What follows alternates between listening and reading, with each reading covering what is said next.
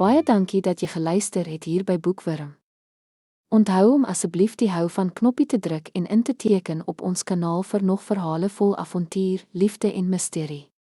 Deel jou gedagtes in die kommentare, ons hoor graag van jou.